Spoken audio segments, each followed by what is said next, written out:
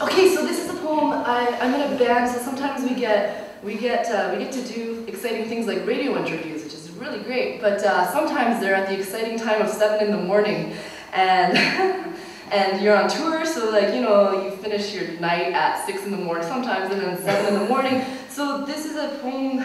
I didn't obviously get to do this at the time, but at 7 in the morning, someone asked me if I was a feminist, and I thought, that's impolite. At 7 in the morning, you should maybe only ask things like, do you like peanut butter? Yes, I could probably muster that answer, but that's a complicated question. So this is what I wish I could have said, but really what I probably said was, just come to the show, please. I don't know anything you want.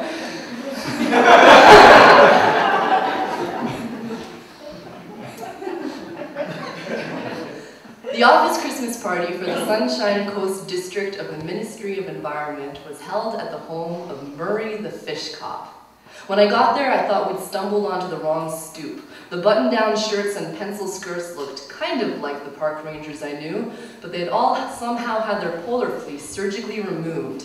Everyone was so uncharacteristically unprepared that if you needed like an avalanche beacon, finding one would have taken 5 whole minutes.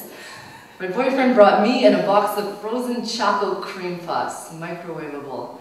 So by the time the last cream puff had been pried from the box bottom, I realized that my chances for making a good impression were trickling down to this time-honored technique. Now this works at almost any party. I just had to find and visibly befriend some children. Luckily, the living room had a swarm of them. At 12 years old, Kendall, daughter of Murray the fish cop, played the piano like she was practicing her grade school French on one of those beautiful Montreal waitresses in a separatist cafe. I watched her hands embarrass themselves trying to win over the keyboard, tapping orders for chords like Je veux un croissant, s'il vous plaît. The piano slapped notes back at her like, just take your crescent roll. French accent. From Vancouver.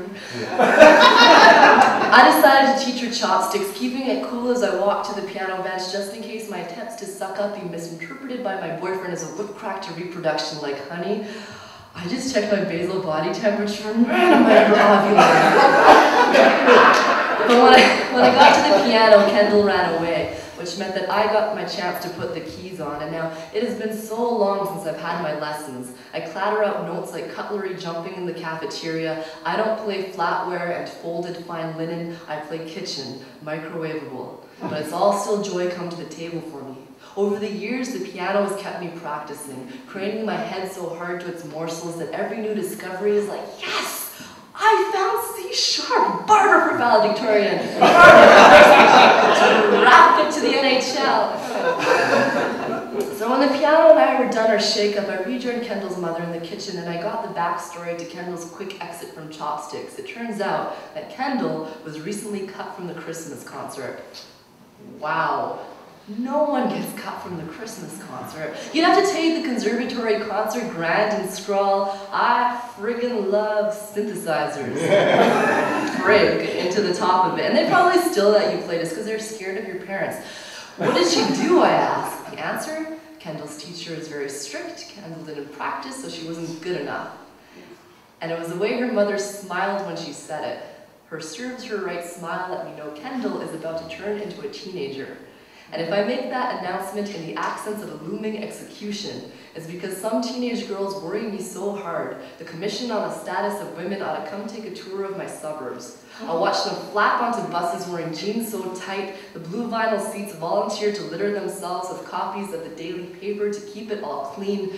There's this other teen girl move that can shatter me from like 20 paces. A teen boy will say something funny like, "This bus is so gay." And the teen girl will giggle like you're mining her for helium. I talk...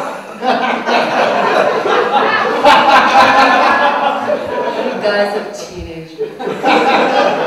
I talked to Kendall's mother, handled the cream puffs, and realized if I ever saw Kendall be that girl, I would have to punch her lots. And this instant is the closest I've come to showing my stake to finding a way through the hazards that shape themselves specially for girls. I'll admit it can sometimes be hard to pinpoint my care. I routinely shrug at celebrations of female strength. I don't step to platforms that claim to celebrate women's voices. Even now, my feeling for this issue comes wrapped up in a story that, let's face it, is mostly about cream puffs and pianos. But this is how I show my stake. I believe the truth of women's equality ought to be so obvious that any belaboring of the point should come across as a bit of an insult, like telling a tiger, "Hey, tiger, did you know you could like eat my entire face?" Yeah, no kidding. But given the real hurdles that can handle women, the only way I can to relate my concerns is by telling you what has always led me specifically. It has always been the application of head and hand to the courtship of concrete skills. From when I was nearly a teenager, the piano has always caught me out for not practicing, but it does not have the ability to place me into the category of female piano players or to celebrate or to exclude me. I am humbled for the good reason of not having worked hard enough, yet putting my back into it raises me up. When you are a girl who's been cut from the Christmas concert, you have to play the piano like, come on, Claudette, my beautiful Montreal waitress. Let my foolishness before you stand as a testament to what I will feel on the day when all of these failures finally buy me the ability to speak to you. If we can earn this right to break bread, then anyone can learn to be happy. Putting our necks to the work harness, we will know that who we become is a mystery always open to our labor.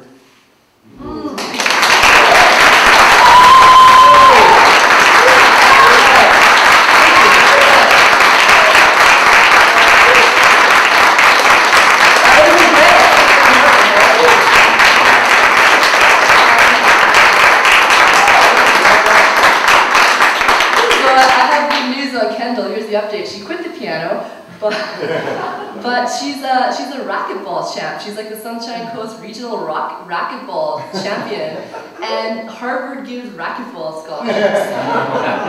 I mean, she didn't tell me that. Her dad told me that. So watch out. But maybe she'll go to Harvard with racquetball.